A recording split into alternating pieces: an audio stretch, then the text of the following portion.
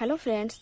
तो ये हमारा साइकोलॉजी का सेकंड पार्ट है, वाइगॉस्की के सिद्धांत। मैंने फर्स्ट पार्ट में जो है जीन पियाजे के सिद्धांत को डिस्कस किया था। तो इसमें जो है हम वाइगॉस्की के सिद्धांत को जो है पढ़ेंगे और देखेंगे कि इनका जो शिक्षा में क्या इनका इस सिद्धांत का महत्वपूर्ण योगदान रहा है, इसको समझेंगे। और इस वाइगॉस्की के सिद्धांत में कुछ जो बेसिक टर्म्स हैं, इसको समझना बहुत ज़रूरी है। सबसे पहले इसको हम देखेंगे। फ्रेंड्स, ये वीडियो मेरा लाने का एक उद्देश्य था, मैंने सीटेट को टारगेट करते हुए वीडियो को बनाया है। तो क्योंकि सीटेट में जो है पैडागॉजी में जो है 2-3 नंबर के क्वेश्चन इससे आते हैं, तो इसलिए मैं इस वीडियो को लेकर आई हूँ। मेरा आपसे एक छोटा सा जो है रिक्वेस्ट है कि आप मेरे चैनल को सब्सक्राइब कर लीजिए, जिससे जो मैं वीडियो को बनाती हूँ सबसे पहले आपको मिले। तो चलिए शुरू करते हैं। सबसे पहले देखते हैं कि वाइगॉस्की के सिद्धांत में कुछ बेसिक टर्म्स है।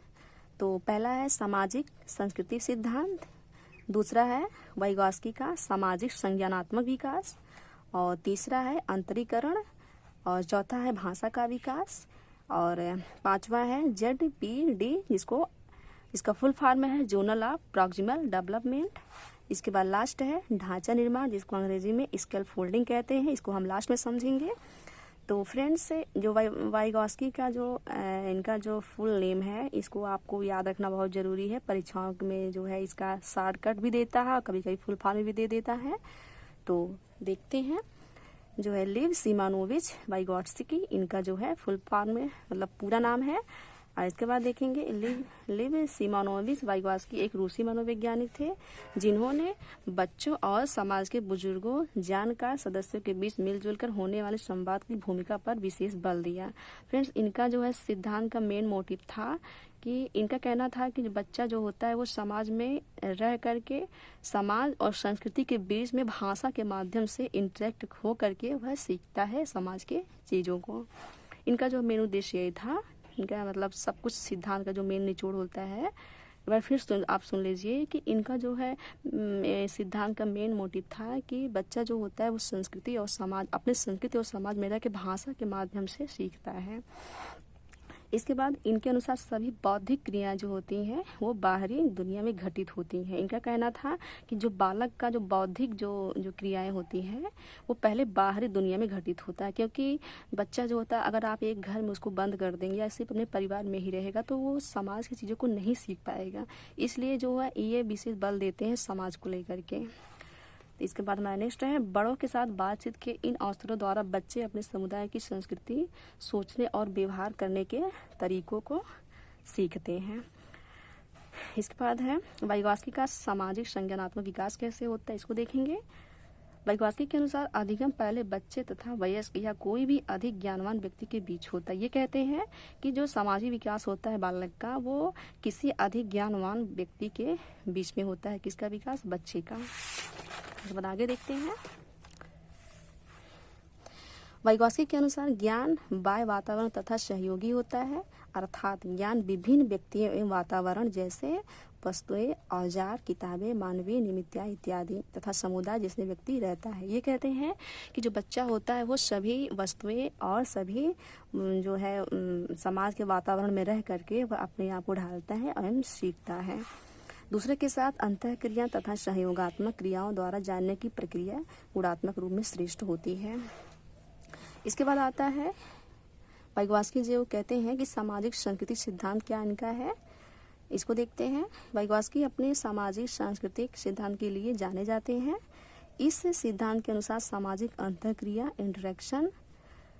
अंतःक्रिया है बालक की सोच व व्यवहार में निरंतर बदलाव लाता है, जो एक संस्कृति से भिन्न हो सकती है इनके अनुसार। तो किसी बालक का संज्ञानात्मक विकास उसके अन्य व्यक्तियों से अर्थन संबंध पर निर्भर करता है।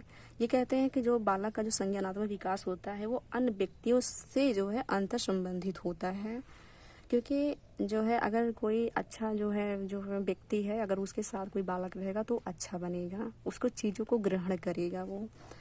और वाइगॉस्की जो है एक भाषा के जो है भाषा विकास पर विशेष बल दिया है। उनका मतलब मेन चीज़ था कि जो बच्चा होता है वो भाषा के माध्यम से वो सीखता है समाज के गुणों अवगुणों को। तो भाषा का विकास जो है वाइगॉस्की के अनुसार बालक समाज में अपनी भाषा का विकास अंतःक्रिया द्वारा सीखता है।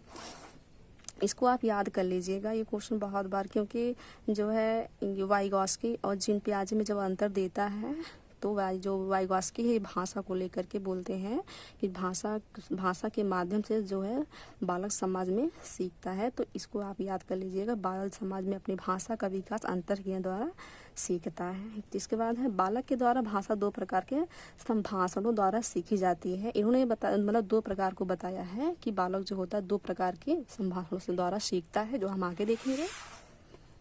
हमारा पहला है इनर स्पीच, जिसको हिंदी में आंतरिक संभाषण कहते हैं, और दूसरा है एक्सटर्नल स्पीच, जिसको बाह्य संभाषण कहते हैं।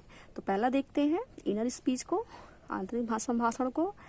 3 से 7 साल के बच्चे 3 से 7 साल के बीच बच्चे अपने आप से बातचीत करना सीख लेते हैं। ये कहते हैं कि जो 3 से 7 साल के जो बीच के जो बालक होते हैं वो अपने आप में जो है बातचीत करते हैं, क्योंकि वो सीखते हैं। उनको ऐसा लगता है कि हम समाज में मतलब हम भी जो है बातचीत कर सकते हैं, हम बोल सकते हैं, उनको ऐसा फील होता है, तो वो खुद से जो है सीखते हैं और बोलते हैं। इसके बाद स्वयं से बात करना बच्चों का स्वभाव बन जाता है। वह स्पष्ट रूप से बोले ही कोई कार्य करने में की क्षमता विकसित कर लेते हैं। इसे आत्म केंद्रित संभाषण को आंतरिक संभाषण के रूप में अंगीकृत कर लिया गया है। जो फ्रेंड्स जो इन्होंने कहा है कि जो आंतरिक संभाषण है, आंतरिक संभाषण का मतलब है जो बच्चा मतलब स्वयं से जो बात करता है। कभी कभी आप लोगों ने इस गेस किया होगा कि कुछ बालक ऐसे होते हैं जो स्वयं से बात करते हैं, तो उस स्वयं से बात करने की क्रिया को जो है ये आत्म केंद्रित का शब्द दिया है। इसको आप ध्यान रखिएगा, क्वेश्चन आया हुआ है सीट में। तो इसे आत्म केंद्रित संभाषण को वास्तविक या आंतरिक संभाषण के रूप में अंगीकृत कर लिया जाता है। इसके बाद हमारा सेकेंड है एक्सटर्नल स्पीच, जिसको हिंदी में बाह्य संभाषण कहते हैं। तो इसको देखते हैं। जब बालक विचारों को, फिर से एक चीज़ और है कि जो हमारा इनर स्पीच है, इसे जो है वाइगॉस्की ने प्राइवेट स्पीच भी कहा है। कभी कभी जो है ये अंग्रेजी में दे देता है, तो अगर आप अंग्रेजी में इसको पढ़े रहेंगे तो आप कल ले जाएंगे, इसलिए आपको जानना ज़रूरी है। ये क्वेश्चन आया हुआ 2019 के सीटेट में आया हुआ क्वेश्चन है। कभी कभी इसका अगर आप अंग्रेजी जान रहे तो कर ले, कभी कभी इसका हिंदी जो थोड़ा कठिन देती है तो आप कंफ्यूज हो जाएंगे जब तक आप बढ़िया से इसको हिंदी और अंग्रेजी को समझ नहीं लेंगे। तो आगे देखते हैं एक्सटर्नल स्पीच, जिसको अंग्रेजी इसका है एक्सटर्नल स्पीच, और बाह्य संभाषण।